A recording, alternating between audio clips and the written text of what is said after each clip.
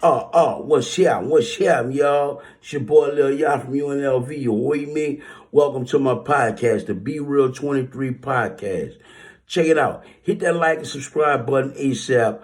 Tell a friend and tell a friend about my podcast. You with me? And look, don't forget to hit that like button. Comment also, you know what I'm saying? Because I like looking at my comments, seeing what type of episodes y'all want me to run. You with me? Check it out. This I want to talk about when I was going to Delgado. 2004, I enrolled in Delgado for a business class, right? Well, I completed 2004, 2005. Tech ended up coming also. He enrolled to get his GED so he can get a business class at Delgado as well. Well, we were staying together on the West Bank, you know what I'm saying? We was on Manhattan, right off Manhattan in the West Bank, living the life of Riley, doing our thing, going to school. On Mondays and Thursdays, we had school. Was it Monday and Wednesday? I think it was Mondays and Thursdays. We had school.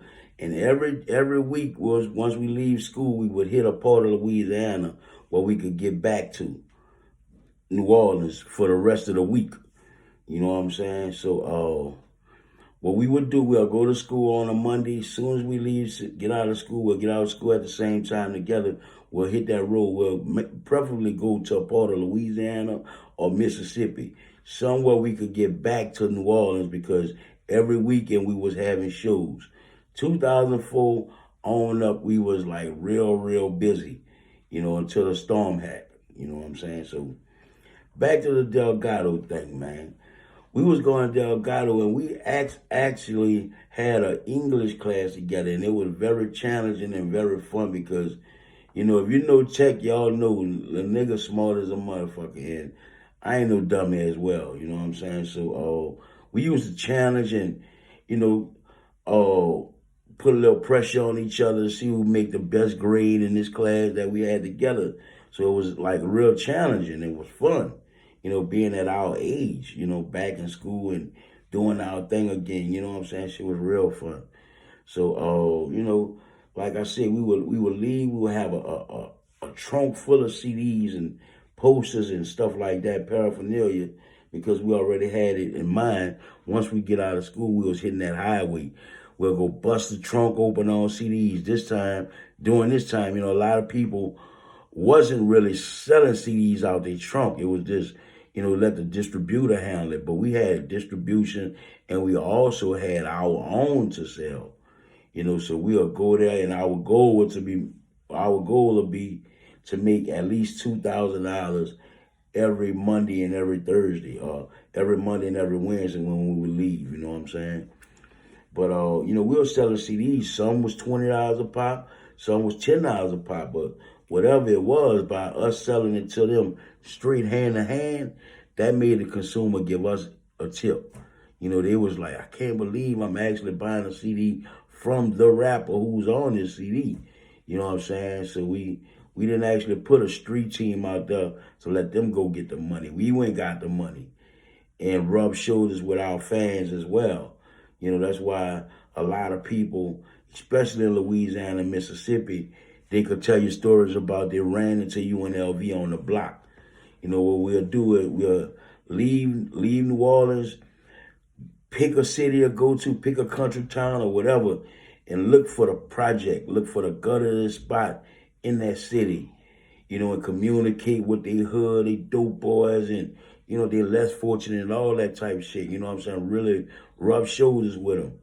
If some people didn't buy a CD, we'll actually give them CDs, you know what I'm saying, and shirts and all that kind of stuff, man. So we really went back to our day one days in 2004, because our day one days, we actually was busting the trunk open with tapes. And we used to make a lot of money doing that. You know what I'm saying? So we went back in 2004 and said, man, you know what? Let's pull it out the trunk again, see what kind of response we get. And not only that, we was meeting a lot of promoters and a lot of club owners, dope boys, and, a lot of major people on that road doing that like that, which encountered us to have a lot of shows. A lot of shows, for us. If I guarantee you, if we leave out on a Monday and go somewhere like, you can say Biloxi or whatever, that following Saturday, we'll be going right back to Biloxi to either sign contracts or, talk about a show or look at a venue or something. That's how it was going. Every time we go to these places, we'll sell a large amount of CDs, paraphernalia and stuff like that, merch and stuff, and we'll always hook up a concert in the city all the time. Unfortunately and fortunately, the distributor game has changed totally. Everybody getting their music off the internet or whatever. They're not having the luxury of getting it from the artists no more. And that's what we bring to the table, Before us, they had a lot of people selling CDs out the trunk. I'm not saying we actually started that. But what I'm saying is we went back to that. When nobody else was doing it, we went back to that and it worked. It really worked. We gained a lot of shows, gained a lot of money, gained a lot of fans off that. So I'm wondering if we pull that off now with that work, man. Now, we got access to the albums and the CDs. We distribute all that ourselves, what I'm saying, as well as a major distributor doing it. But I'm just wondering if we was to pop the trunk on that with that work right now today. It probably would, you know what I'm saying? But Delgado, back to Delgado, yo.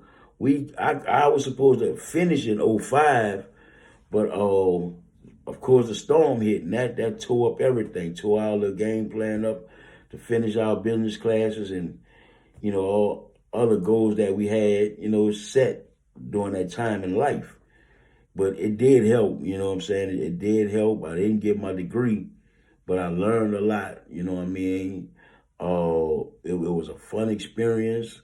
I can't say I done 2 years, almost 2 years of college. I got that under my belt now, so it was a positive experience. I met a lot of interesting people at Delgado too. I met this one dude, I can't think of his name. Damn, what's the dude's name? I can't think his name. But anyway, he was like a Fiend protege. Dude told me that he worked with Fiend hand in hand, and this was the first dude that I met. It turned me on to Fruity Loop program. He was like, man, I really make beats on a Fruity Loop program. So dude bought me something to school and tripped me out, man. Dude had some dope ass tracks. And he was a dope artist too. So shouts out to old boy. If you watching this, you know who I'm talking. You are who I'm talking about. For real, for real. Yeah, man, but 2004, 2005, Delgado was shit. Shouts out to Delgado Community College, City Park. Oh, man, we used to have so much fun in that school, you know what I'm saying? We even got to perform. They used to have events every year, like a little festival or something for the school. And dude, one of the DJs, Black and Mild, rest in peace, Black and Mild, DJ Black and Mild at that time, he was actually a DJ over there, and he set up something for me and Tech to do something at one of these little pep rallies or something. It was nice, man. Yeah, so anybody remember us from Delgado, like and comment, let us know y'all remember us from back in the G, running the hallways of Delgado, doing it, making good grades as well, you know what I'm saying, having fun. This is my episode about Delgado, you dig? Holla back. Out.